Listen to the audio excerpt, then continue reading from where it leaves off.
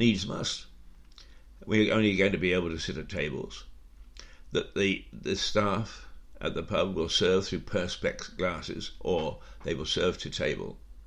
It's not going to be the pubs that we knew and we loved.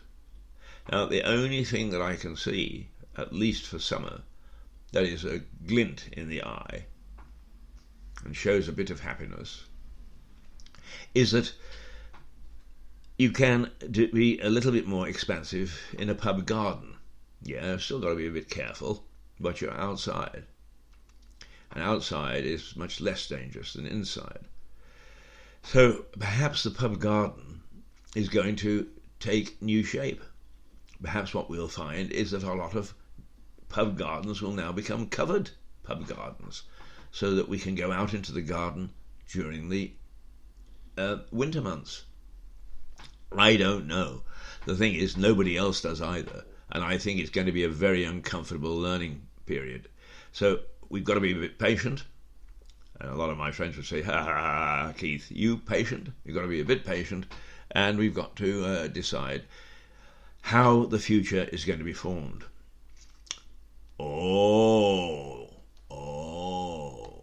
What about the 63 pubs and the 17 breweries? Well, if you want to know a little bit about that, you'll have to stay and listen.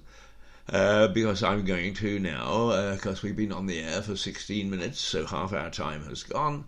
And what we're going to do is we're going to play something, and I can't remember what it sounds like, and it's quite long, so we can always dip out. Walking in line, because that's what we've been doing, haven't we? We've been walking in line. Mind you, you do get to know people 2 meters ahead and 2 meters behind as you wait just to get your currant bun from the local supermarket. You know, doing the weekly shop is okay, but when you just want one single item, to have to wait for almost an hour in a queue, wow, that's the killer. Walking in line.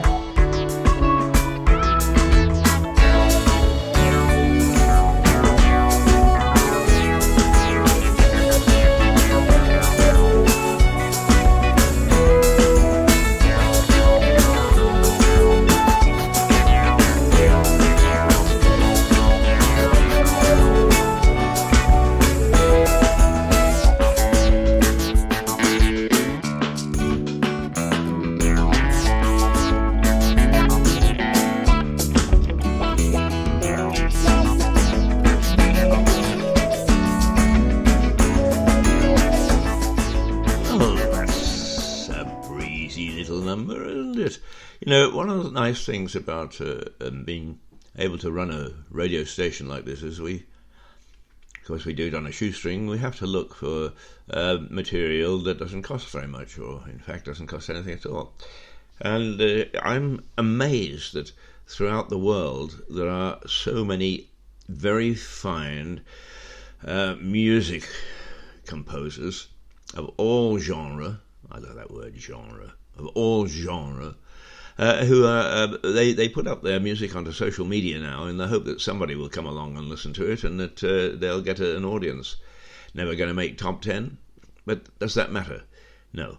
The fact is that they do get a hearing, and some of the stuff, like I thought Walking in Line there was rather nice, rather pleasant, rather fun. And it's got a hearing through us, and I'm sure that it gets a hearing through other people.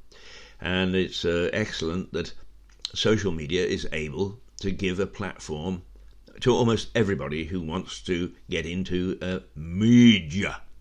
I've been in it for 60 years, man and boy. I think I'm something of a pro, and I've been around, I've done that. But there are a lot of aspiring young people, and we think that one thing that we should do is to actually encourage talent. And it's amazing that there is a lot of talent hiding under the bush. The funny thing is, that the trouble is with Hollywood and the big stations and so on and so forth is you can say to youngsters, would you like a chance to get into television or radio? Oh, yes, Gov, yes, I would. I'd very much like to. How much are you going to pay me? Well, I didn't start for free, but I started for $5 a program in Canada, and that wasn't very much even 40 years ago. It wasn't very much at all. You're going to have to give a little to get something in the media world of today. If you're not prepared to, you're not cut out for it. You'll always be disappointed. So, if somebody comes along and says, here's a chance, do you want to take it? Take it, because they're going to be few and far between at the professional level. Already, every job that's advertised in radio or television, it gets hundreds, if not thousands, of applicants. And it's not easy to break down the barrier, believe me. Just a couple of years or so ago, in Soho, in London, one of the media houses, I think they made commercials and corporate videos and that sort of thing, they put an ad in, I think it was called Loot, Loot. I think the local free newspaper in Soho in those days, they put in an ad saying, runner wanted, no pay but lots of experience. And they, within 24 hours, had 500 applicants for that one lowly unpaid job. So if you think that you're going to walk out with your piece of paper that says that you've got a degree in media studies or whatever and walk right into a nice cosy job, think twice. Ain't that easy. Not that easy at all. Anyway, back to the pubs. Because we had 63 pubs and 17 breweries. Now, there were several reasons for that. First of all, drinking beer particularly was a much more common thing than it is today. What, you say? How can it be more common than the way that we drink and the amount we consume today? Well, we do. And also, of course, in the mid-1800s, there wasn't public transport where if I want to go down to a pub in Brighton, I hop on a bus and away I go. Well, I couldn't do that in 1850. I was stuck at home. And in fact, some of the places that we now take for granted, that we are joined to, as it were, we walk across to, were separate villages. So as a consequence, the small communities had to have plenty of pubs, because many of these pubs were just front rooms. And they could only accommodate 10, 12, 15 people. Does it sound as if we might have to go back to something like that? Well, who knows? But anyway, the other thing is that in Lewis, the major brewery, which is still here, the survivor, which is Harvey's, is survived mostly because it has its own well of water, and that water from the well is pure. But it wasn't from anywhere else. It was poisonous. You took a sip of water in Lewis, boing, that was it. Say goodbye. And so we had to have a lot of pubs because you couldn't drink water, you had to drink beer. Even the children drank beer. And so it would be, okay, love, pack up, we're going round to the pub now for a drink. It may only have been 2 doors down, and it may have been only a front room, but they went down so that they could have a drink and the kids could have a drink of specially prepared beer. And it was a flourishing industry. The other thing is that we tend to think, we never learned from the Romans. They gave us central heating. Did we keep it? No, we did not. We knew better. So central heating certainly wasn't around, not in any real sense, in the mid-1850s. And people wanted to go to the pub to get warm. And even if those buildings themselves were a bit creaky, had a few drafts, there were people there and a big roaring fire. And you could draw comfort from the fact that you were sipping on a beer and you were next to or jammed in with several people. There was a great big fire going. It was all cosy. Who wants to go home to a very drafty and sometimes leaky house? Not me. I would have been in the pub all the time, I guess, and so were they. Hey, one more little... let's play Blue Sky and see what we've got there.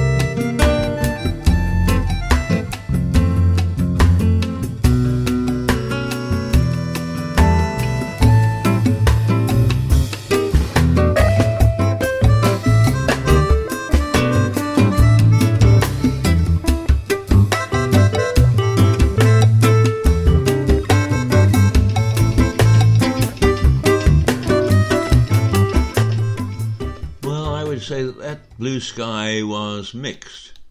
Not a bad little number, but outside there are lots of clouds around again today.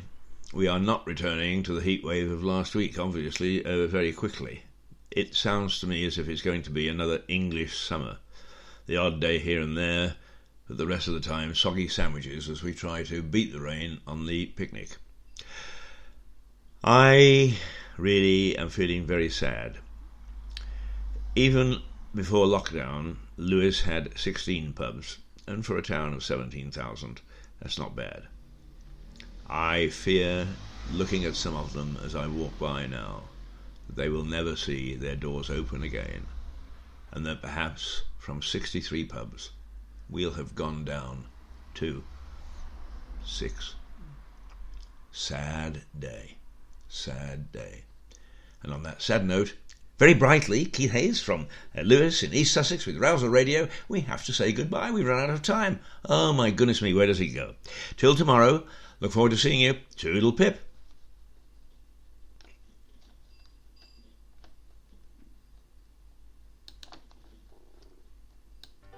Oh, I cocked that up, didn't I? Didn't get there at all in time.